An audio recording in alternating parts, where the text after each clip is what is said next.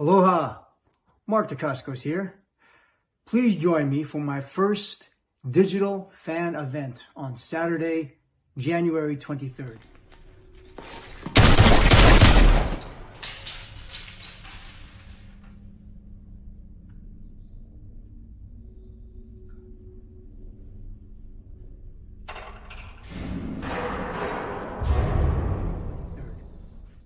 At 4 p.m. Eastern Time, we'll be doing a question and answer session, which will stream live to Facebook and YouTube. You can watch along or please ask me questions.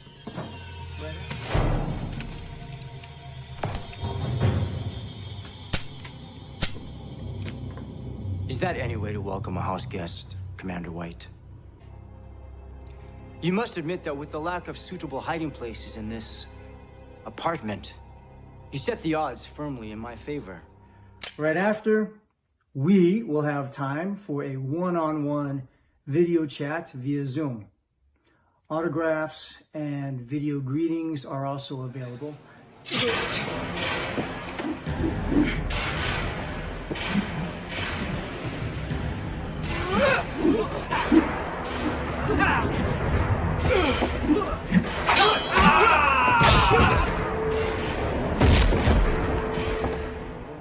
And all of the information is at fullempirepromotions.com.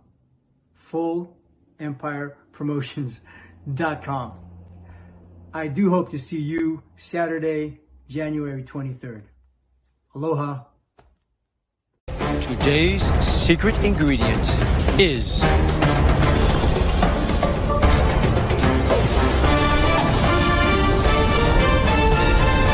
wild boar!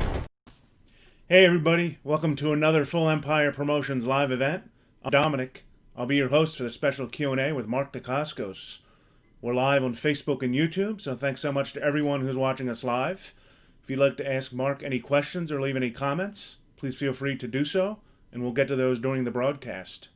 If you'd like your own private conversation with Mark, following this Q&A, he'll be doing one-on-one video meet and greets on Zoom.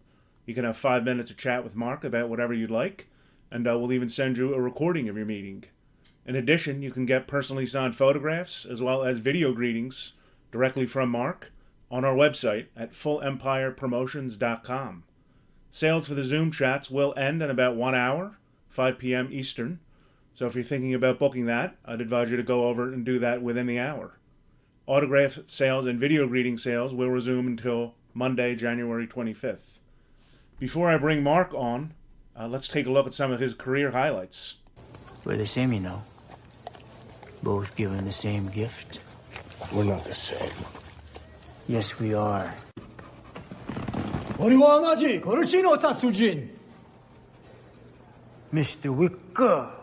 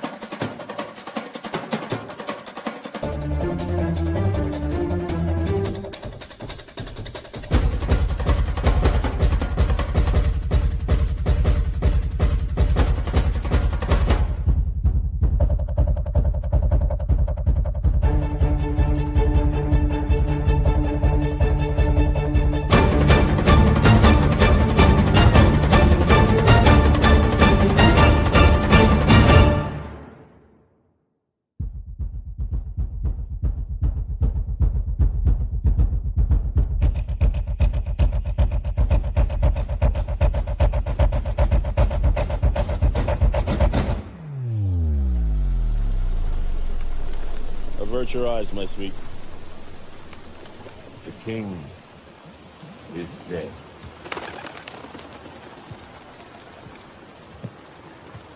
Long live the king.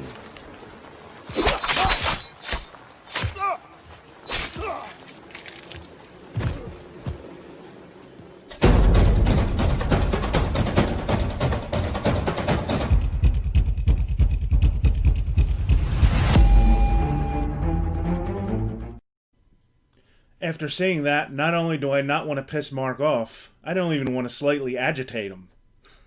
I'm excited to welcome the star of such films as Only the Strong, The Island of Dr. Moreau, Crying Freeman, Double Dragon, and of course, the baddie, Zero, in John Wick 3 Parabellum.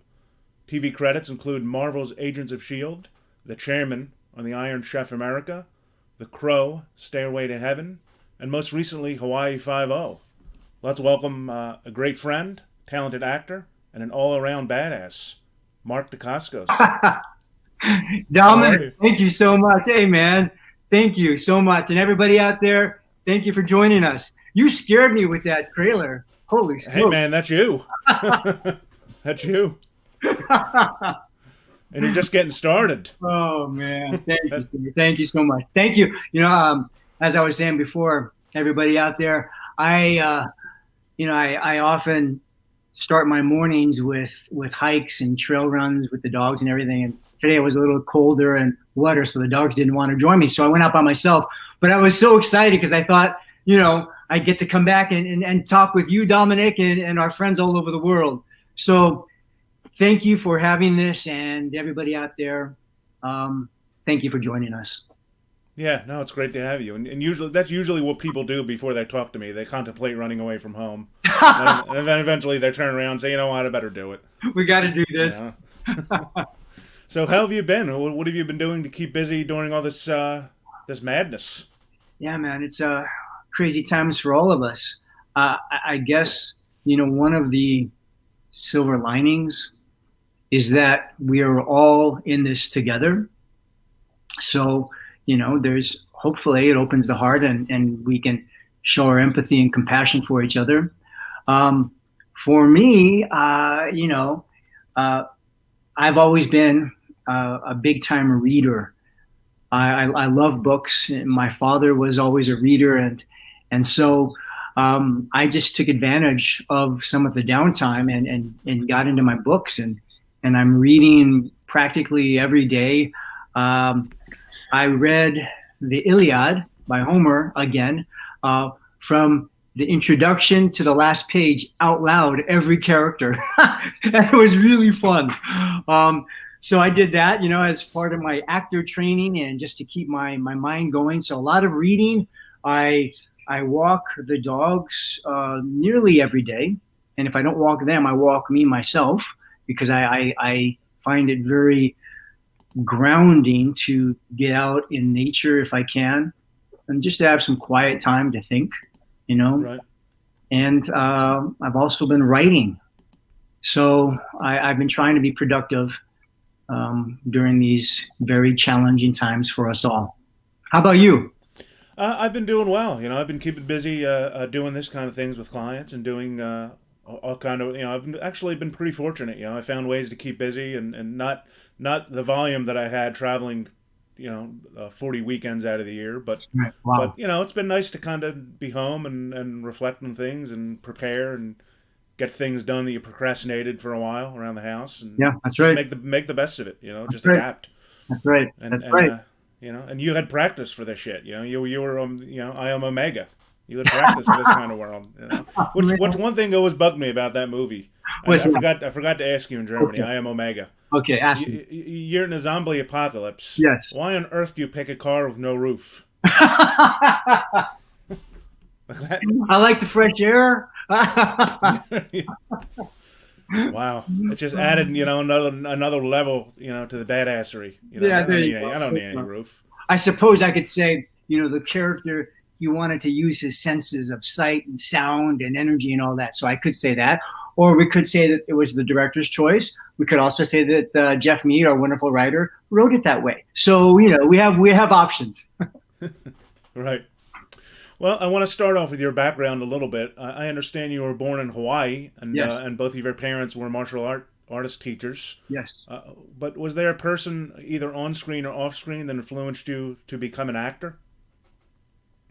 Okay, so back to my first teachers. Yes, so my father, my mother and father were my first teachers. My dad, Sifu Dacascos, created his own style, and he taught my mom, Malia Bernal Dacascos, and those two of them together taught me.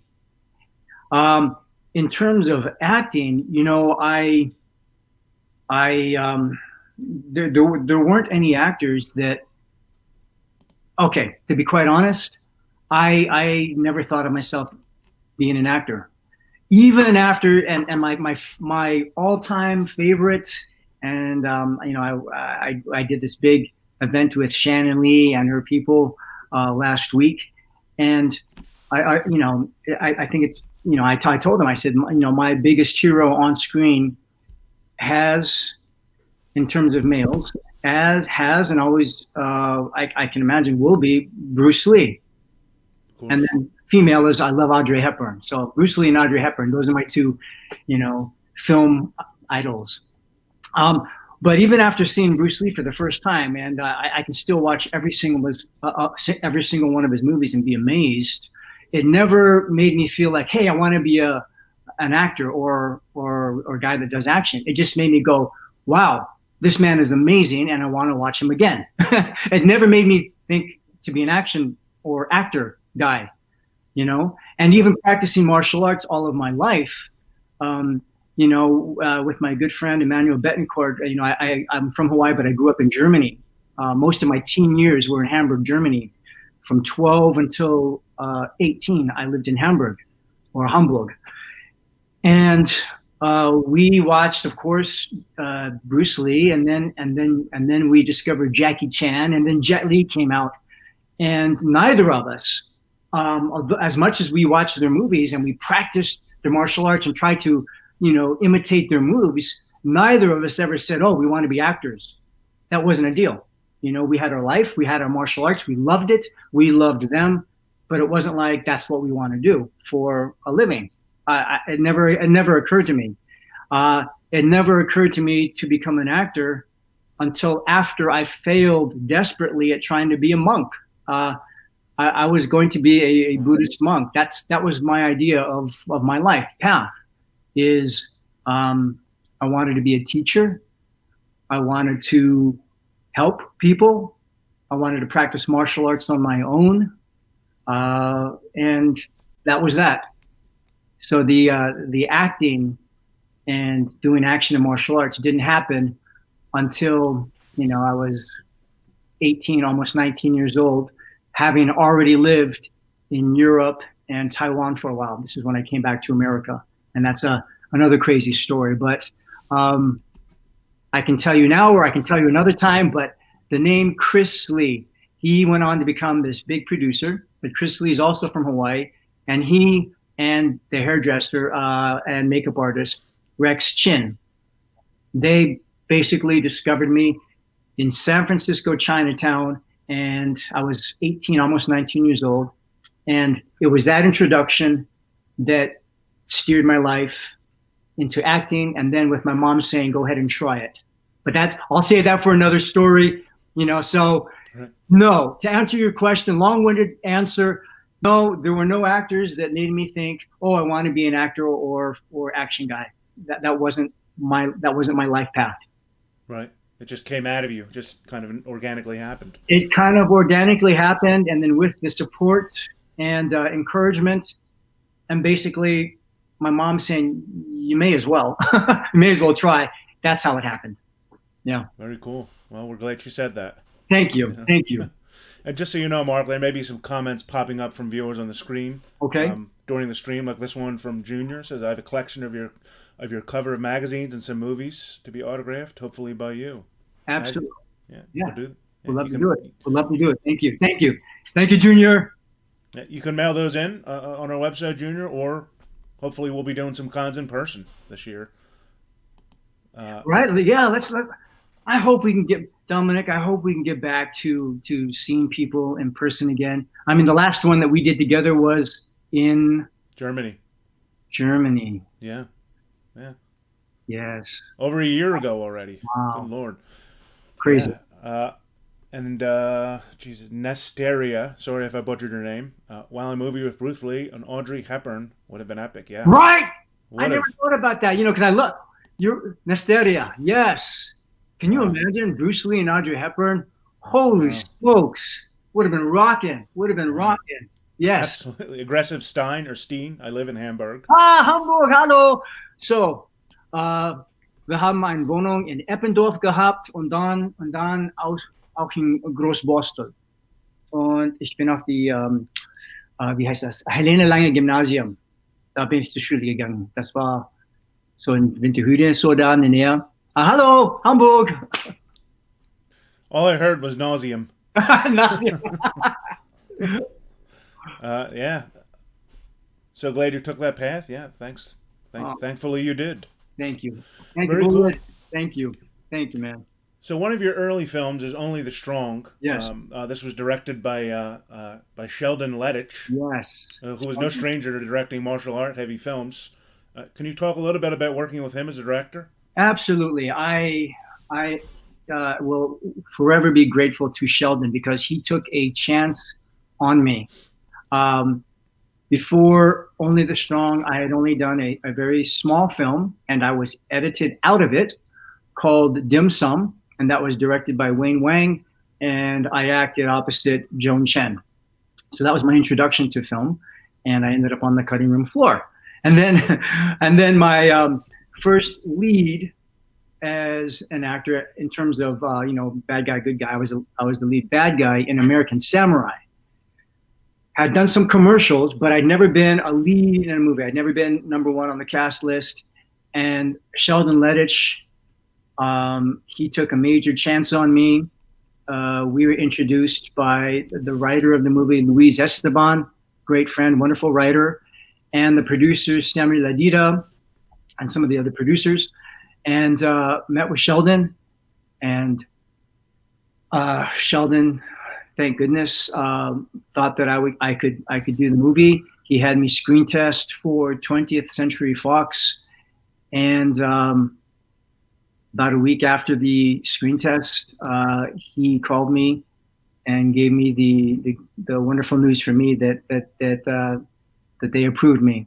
So Sheldon, my first lead as a good guy was directed by Sheldon Lettich, and he was wonderful to work with. He was open and collaborative, and I was studying capoeira. I had started capoeira lessons with my capoeira teacher, Mestre Amen Santo, in November, just for personal reasons, not because of a movie or a part, just for me. My good friend Earl White and another very close friend, Uncle and Sifu Bill Owens, had told me about capoeira for a long time. And Earl had mentioned his teacher in Los Angeles. You got to train with him. You got to train with him. And I was at a place in my life where I was feeling kind of depressed. And, you go to auditions and rejection, to this, to that. And I just needed a change in my life. And Earl said, you got to try, go to capoeira class. You'll love Mestre Amen. So I pulled up to his studio, which was at Santa Monica Airport at the time. And it was in a bungalow, a sort of like small hangar. And I love telling this story because the second I got out of the car, I could hear the beer mouth, it's that unique sound. And you could hear some of the drums and some of their singing. And I just remember smiling, just like I am now. I just started smiling. It made me happy. And I thought, what is this feeling of happiness? The capoeira has given it to me already. By the time I get to the door, I see Mestre Amen and his students, and they're flying around in the air, and they're doing these spectacular moves I'd never seen in my life.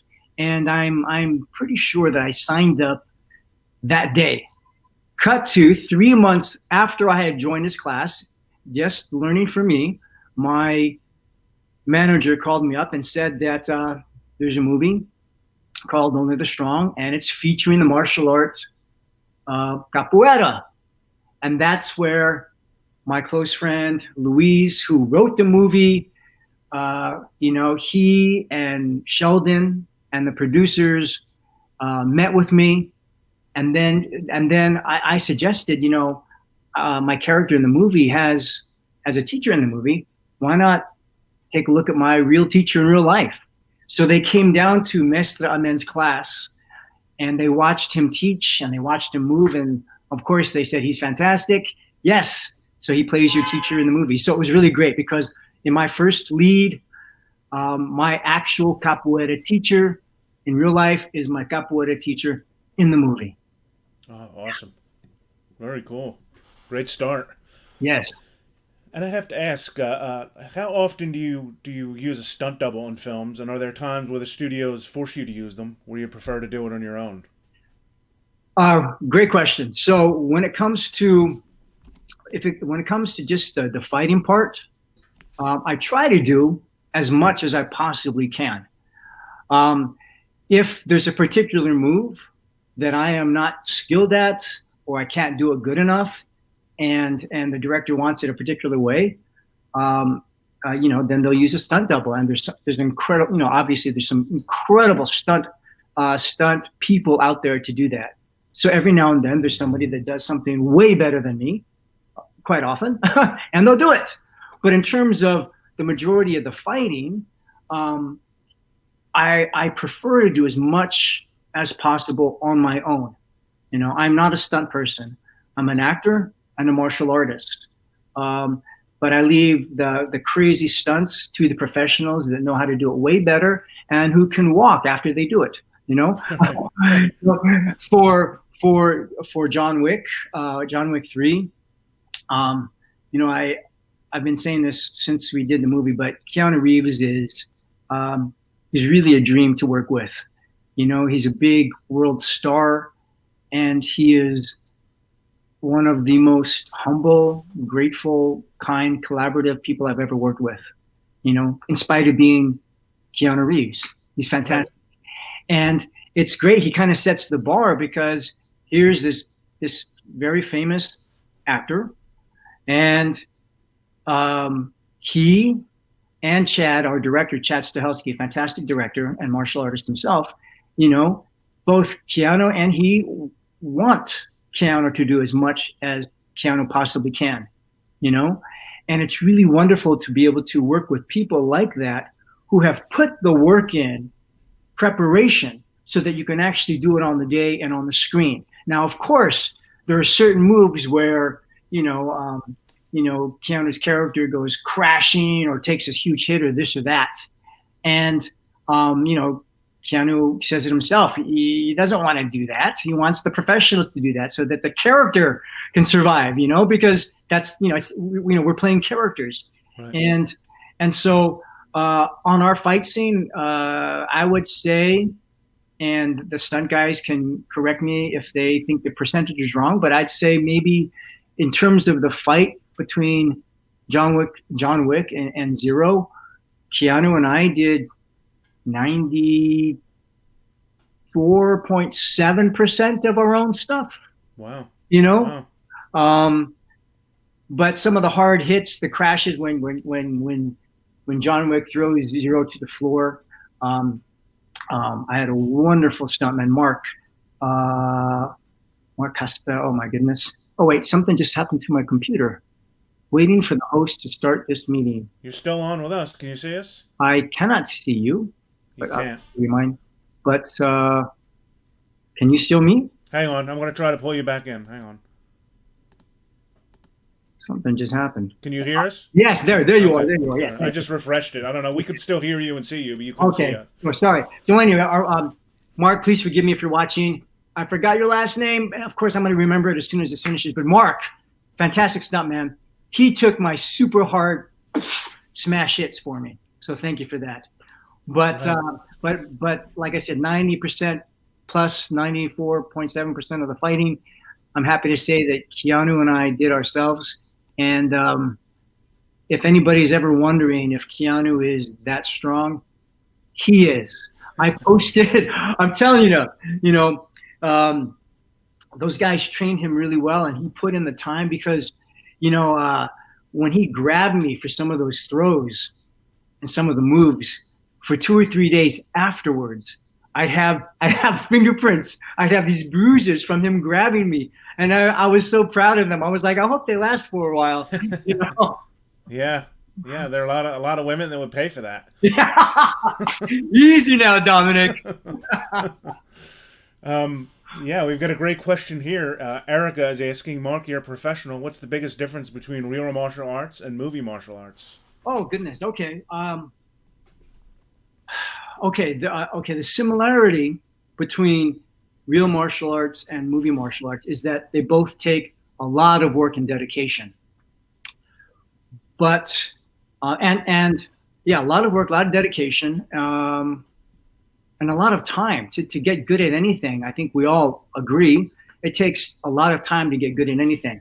Now, the difference is that in a movie, I can pretend to be hurt, but not really be hurt. And in real martial arts, I think it was, the famous Mike Tyson who said that everybody's a fighter until they get punched in the face.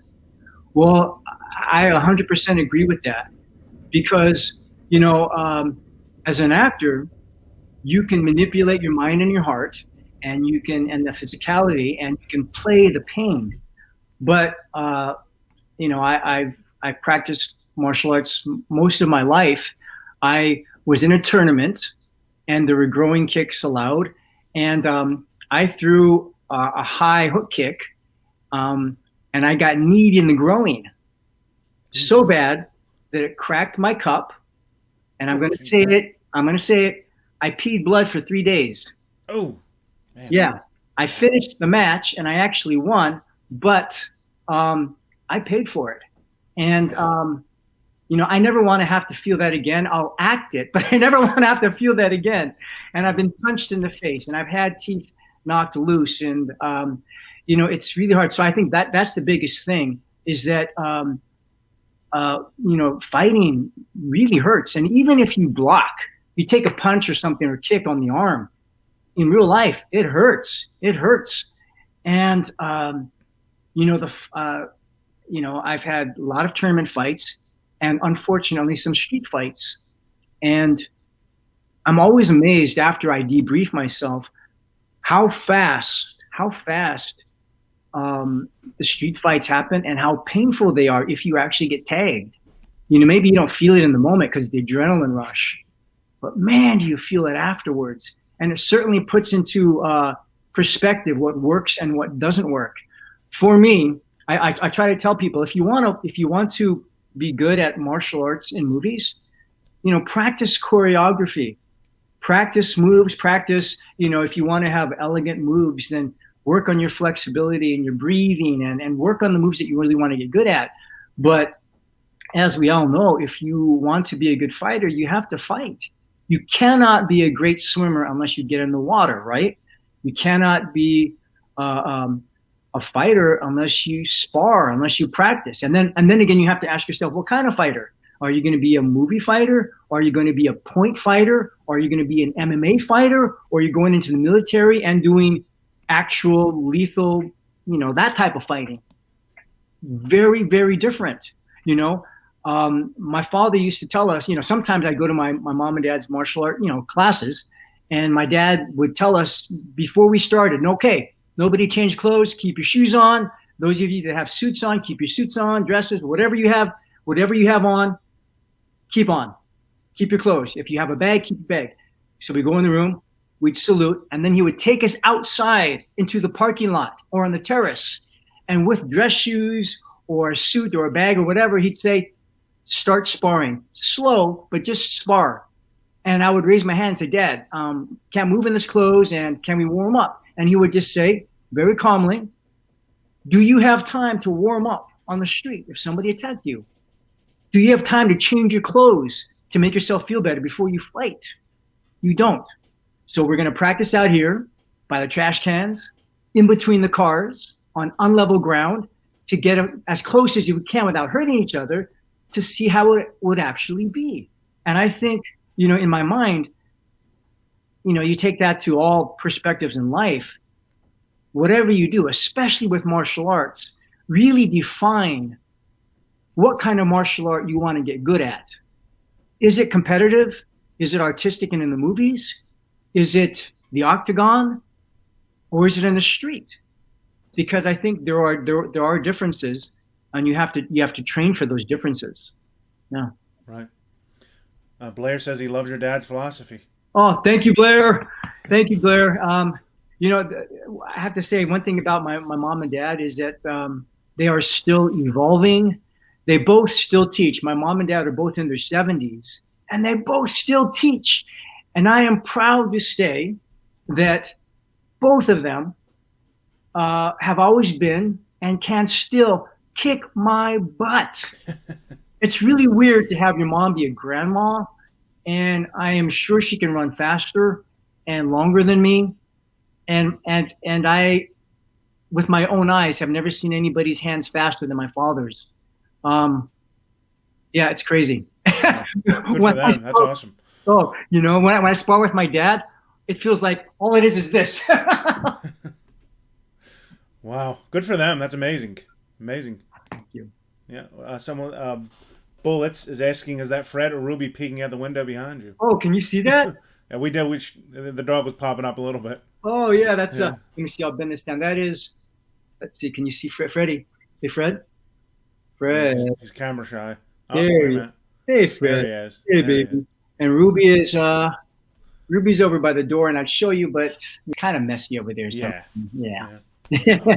Well, one of my favorite films that you were in is Crying Freeman. Thank you. I really think the film's a work of art. Dominic, did Julie text you and say you had to say that? No.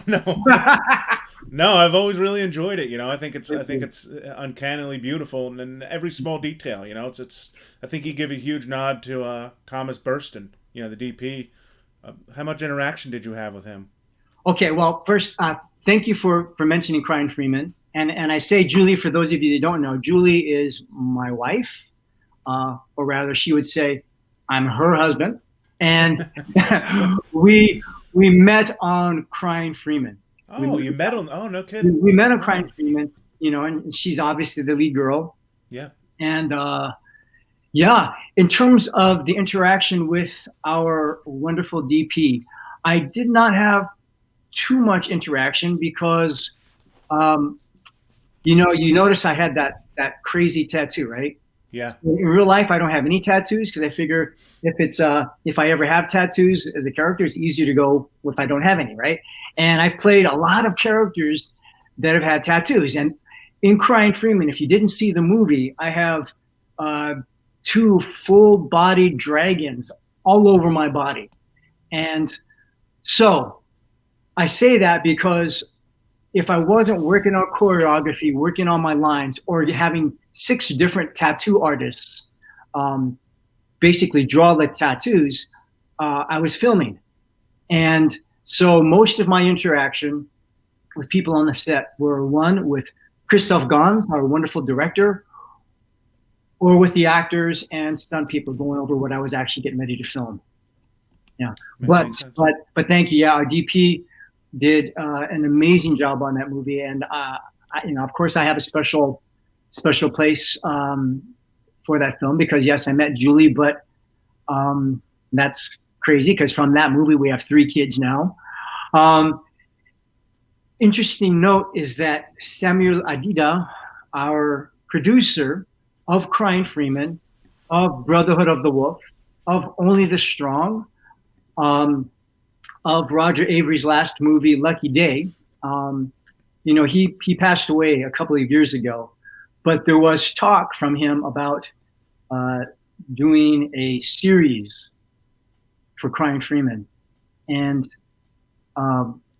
Victor Adida, his brother, now runs the company in France. And, I'm hoping that that's still a possibility because I think there are a lot of stories still to be told, and it'd be a really fun story and character to reprise.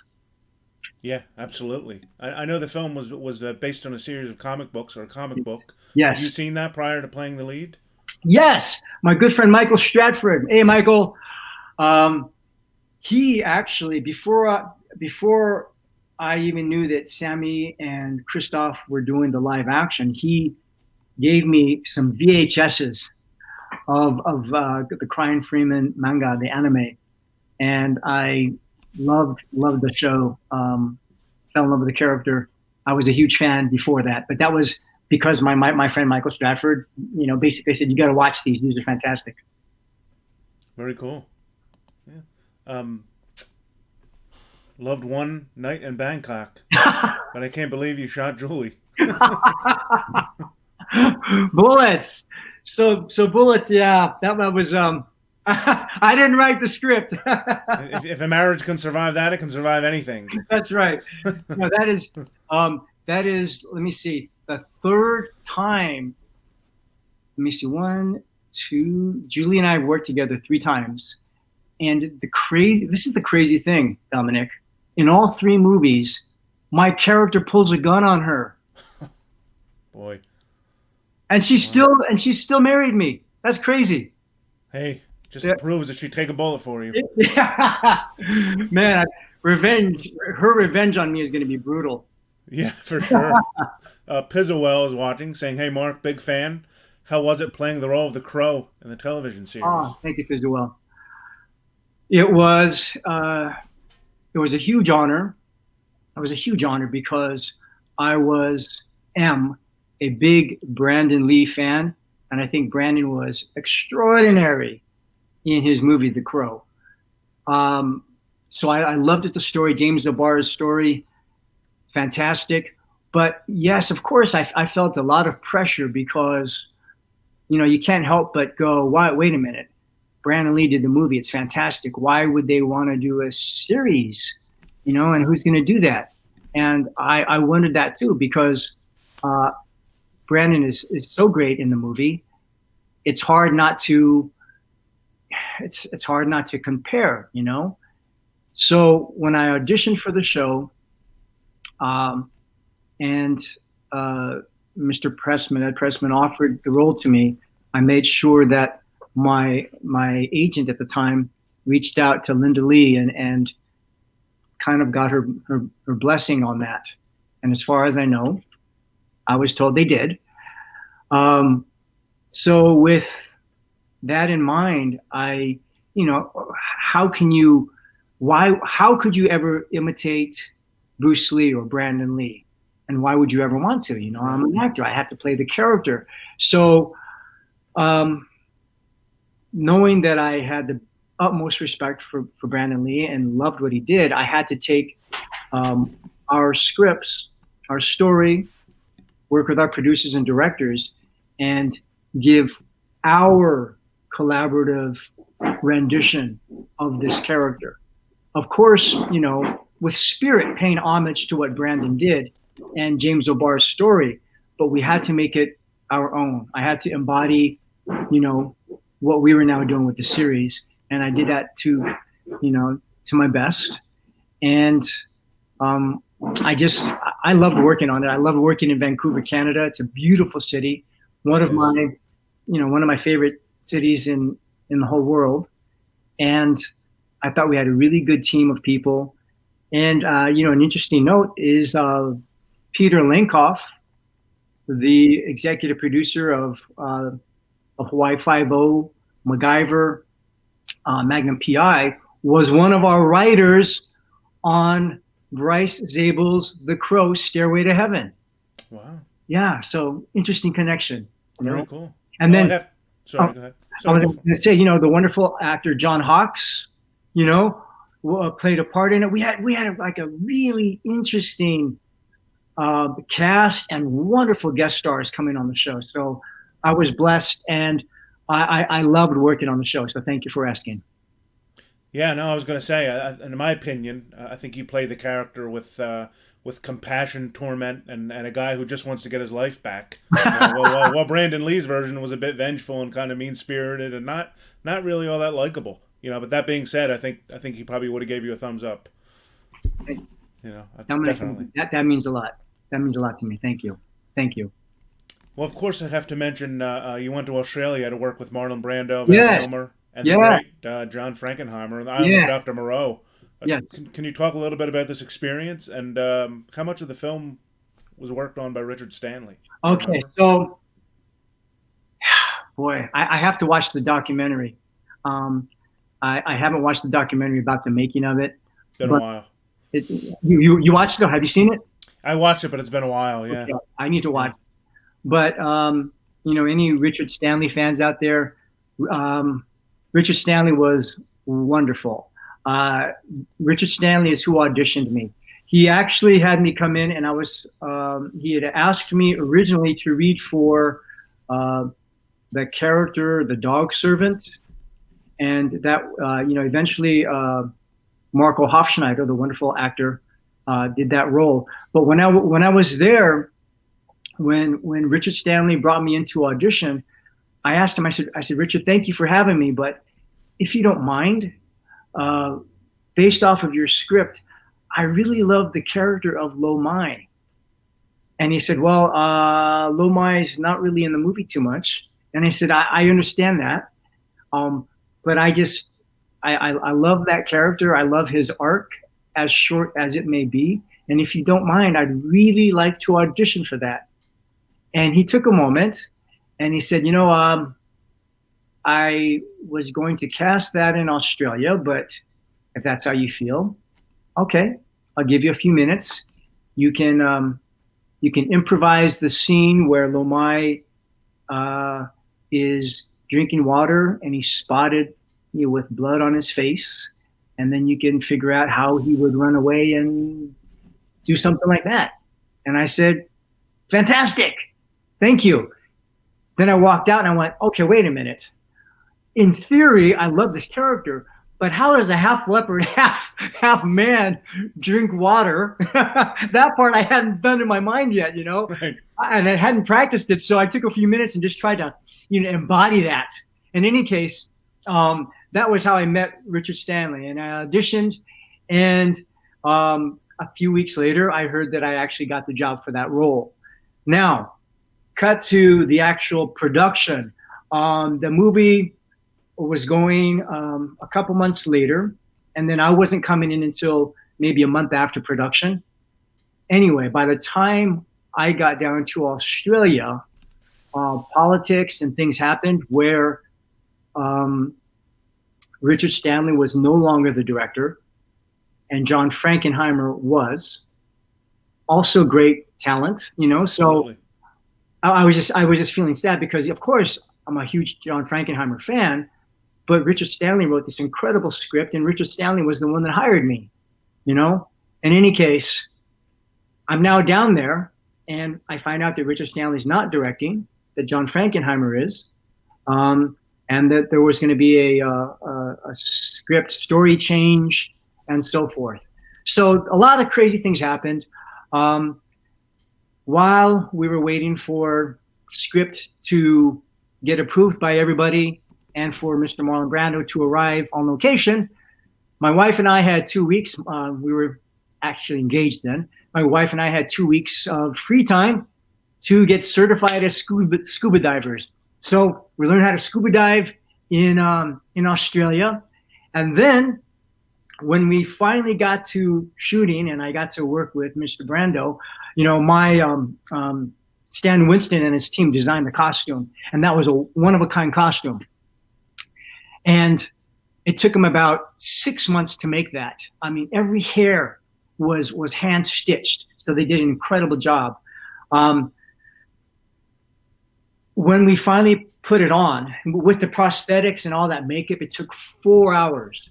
So from where we were, an hour to drive into the jungle, and then 4 hours to totally enclose my body, fangs, these big contact lenses. I was completely enclosed. What nobody thought about, including myself, was how was I supposed to use the bathroom? Oh, yeah, that's important. That's an important question. Holy smokes! Because after you do all this, right?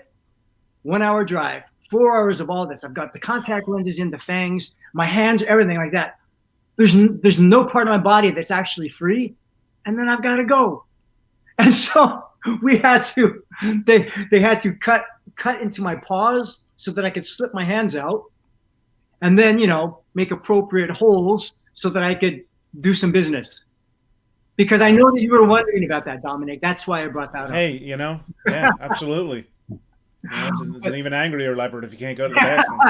But Mr. Brando was amazing. And because I was there so early, he never saw me as Mark. So in the mornings, of course, I got there an hour drive, 4 hours of makeup. So I'd already been there, 4.5, 5 hours by the time he showed up. And he would just say, "Good morning, Lo Mai." And that's how he knew me. He never knew me as Mark. He never saw my face. He only saw Half Leopard, Half Man by Stan Winston and team.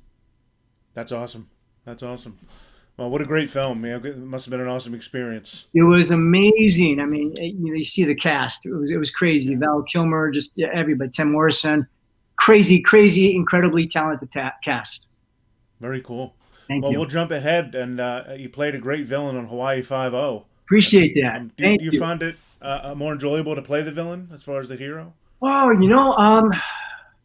I suppose, it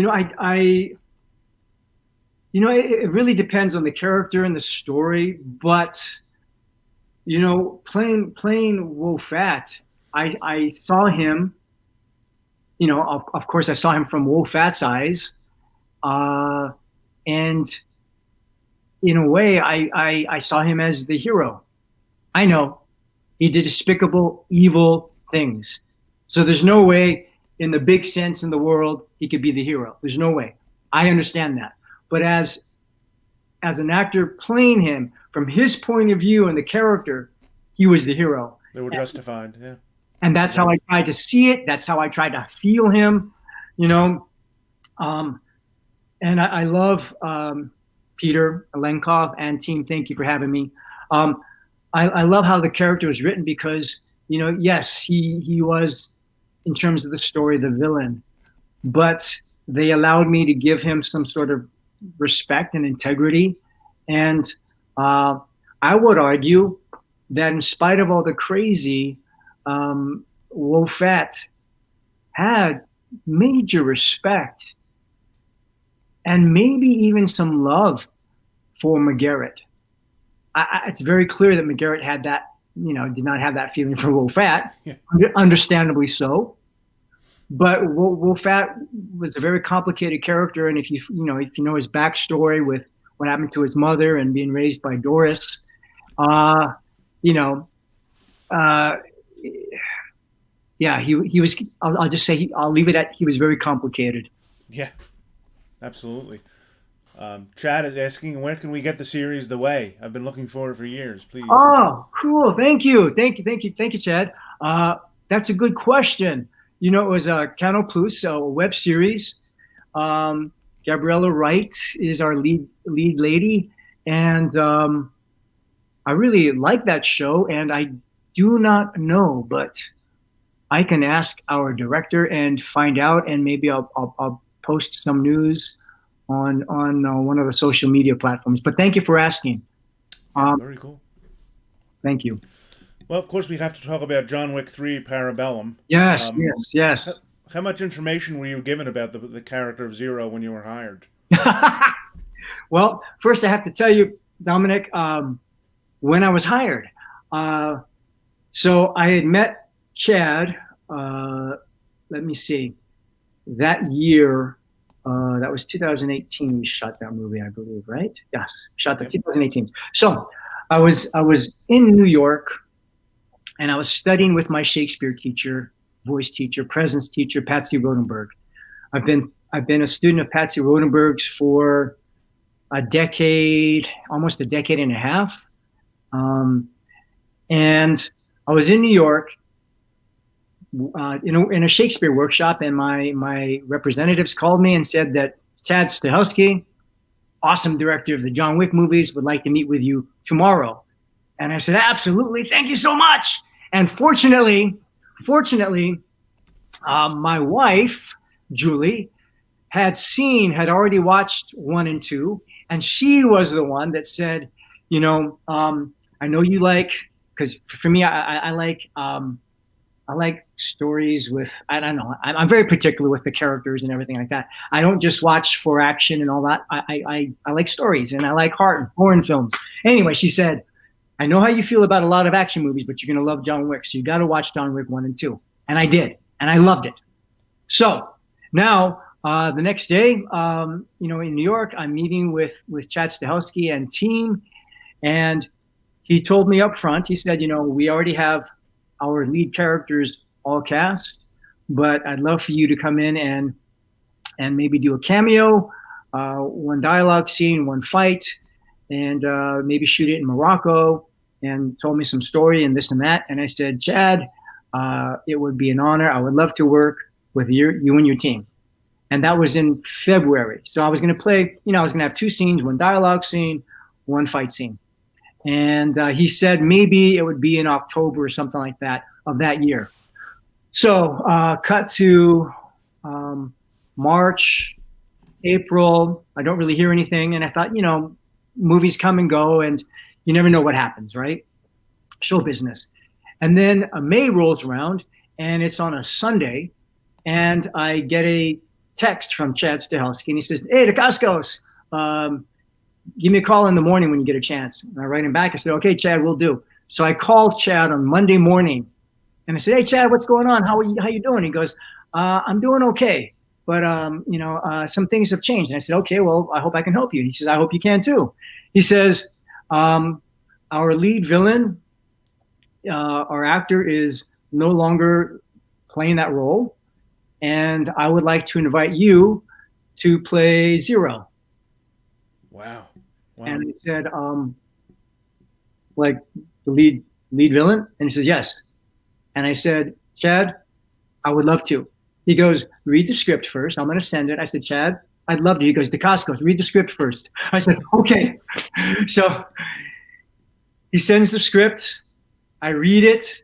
It's fantastic. I call him back. I said, yes, please. Thank you so much. I would love to. Our representatives, everybody makes the deal. I call him back later that afternoon, and I said, Chad, it's Monday. I said, when do you need me in New York? Because I was in Los Angeles. He said, Dacascos, I need you to come tonight. So I got on a red eye Monday night. I arrived Tuesday morning. They drove me straight to set. Keanu was shooting with Angelica Houston. I met Keanu, Angelica Houston. I saw our amazing DOP, Dan Louston, who had done Brotherhood of the Wolf. I saw him again. Of course, I saw Chad. And that day, I went to my physical. I had a fight rehearsal. I had a costume design, all on Tuesday. Wednesday, we talked about.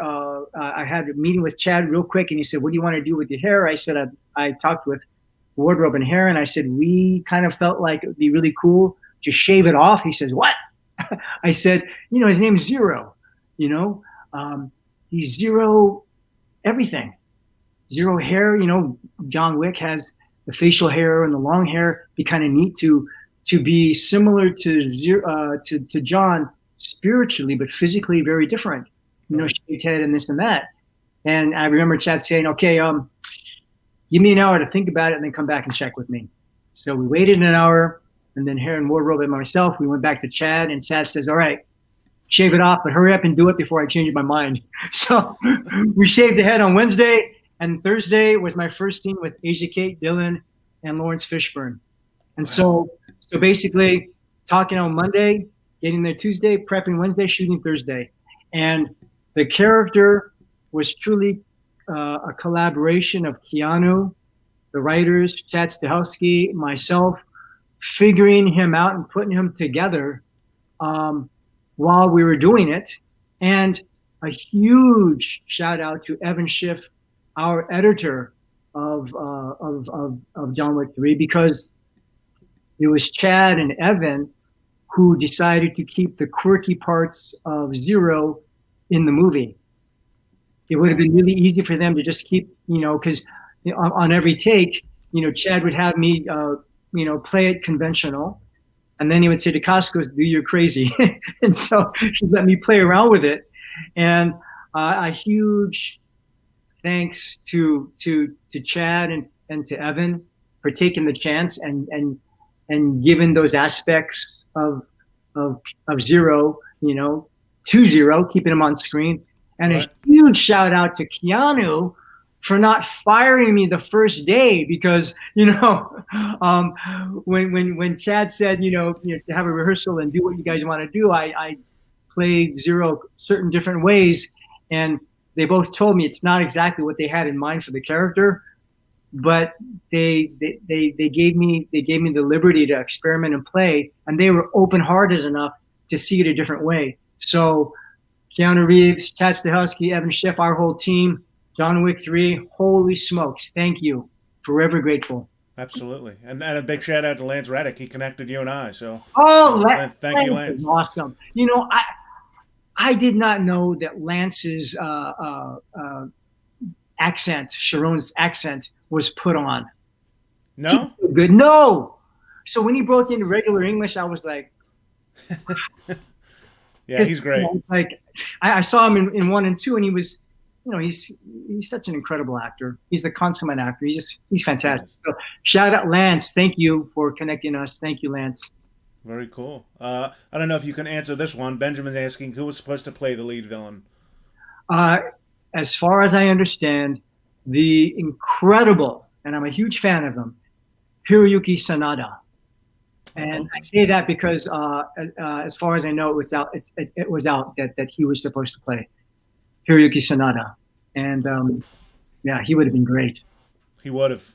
We got another question here. Aloha, Mark. Big greetings from Ukraine. Hello. Could you please tell us what happened to the movie To Have and To Hold? We'll have a release one day. That is a good question. Thank you for asking. To Have and To Hold, that was Luis Esteban, who wrote Only the Strong, also was one of the producers and writers of To Have and To Hold. And we finished the movie, and I actually don't know. That's a good question. I will have to ask Louise what happened with that, and if it will ever be released.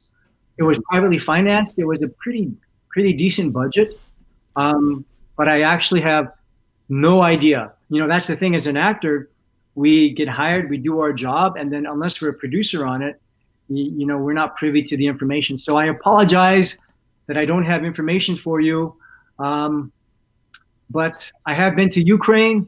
And I was in Kiev for a film festival many years ago. And from what I saw, what a beautiful country. So thank you for asking that question.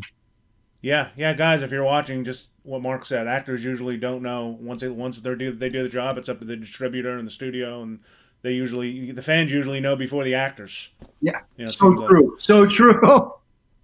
Yeah, well, I'm going to ask, before we go, my final question that I ask everybody. I'm probably going to put you on the spot a little bit, but I love hearing the answer. Oh, boy. Oh, boy. If you could pick one actor to play the lead in a film and one director to direct it, who would they be? And there are two caveats. They have to both still be alive, and they have to be people you've never worked with before. Okay, wait a minute. Ask me that one more time, Dominic. You pick one actor, any actor who's still alive and you've never worked with, to play the lead in a film with you. Okay. And any director to direct it who you've never worked with and who's still alive. Wow. Your dream co-star and your dream director. Okay. So that doesn't mean that I don't have other dream actors, right, dream directors. It just means that right now, right? Right. Ones that come to your mind right away. And they have to be alive. And people you've never worked with. Because, then it would be too hard to choose, I think, because you probably liked everybody you worked with. Holy smokes. Usually stumps actors. Yeah. Well, it worked, Dominic. Thanks a lot, man. You stumped me. Yeah, I get just like your character. I gave you zero notice. Zero notice. And it's an actor or actress that I have not worked with yet. Right. Just anybody that you're a fan of that you see and you say, man, I'd love to work with them. And still alive. Yeah. Could be difficult otherwise. Huh. Okay.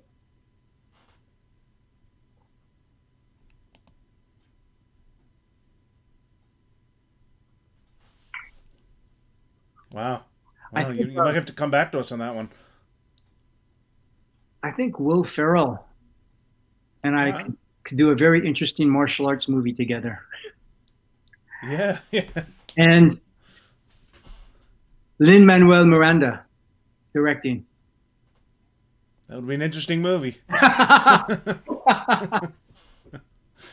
Well, before we go, Mark, do you have anything coming out? Anything in the works? I know you're busy and you always have things coming out, but anything that you can talk about that's about ready to come out or came Okay, out recently? thank you. So I did the Warner Brothers DC Batman Soul of the Dragon, which came out last week, animated film. So that's out. And then there is a really great script. And they're almost finished casting. And I can't give you the title. I can't even tell you who's in it yet. But it looks like I will be back in Europe for 3 to 4 months very soon. It's a movie based on a Japanese manga anime. I love my Cool. character. Very cool. There's action, there's adventure, there's romance, and we have a spectacular cast, wonderful director. So I can't wait to tell you about that, but they have to officially release it before I can tell you, Dominic, and for me. Absolutely. Yeah, absolutely. Well, you guys can follow Mark on social media. His links are right below him. Stay up to date on anything that's coming out. And Mark, thanks for hanging out. It was fun chatting. We could talk for another hour, about your career, but we've got to jump into the Zoom in a little bit. And thanks to everybody who watched us. Sorry if we didn't get to your questions. There were a lot of them here, but we tried to get through most of them. Thank you, Dominic. Thank you, everybody. Yeah. Any final words, Mark, before we cut out? Oh, goodness. I'm sorry that we've had, everybody, I'm sorry we've had a crazy year, but I encourage you. I love books. So if you are open to reading books, I encourage you to read books. And I love to walk and I love nature. And I encourage you to take a walk, especially if you're not feeling good. I mean, not when if you have a cold, of course, maybe don't take that. But if you're feeling down or whatever, I encourage you to take a walk and be in nature if you have access to it. And if you don't meditate, maybe consider trying that, because just a moment of quiet with no music, no social media, nothing on, just to sit and relax. Yeah. I don't think you have to necessarily close your eyes, but just to sit and be quiet and observe. And if you have pets, it's also really great to spend time with them, but just to really, I encourage you all to please take the best care of yourselves that you can. Good words, kind words.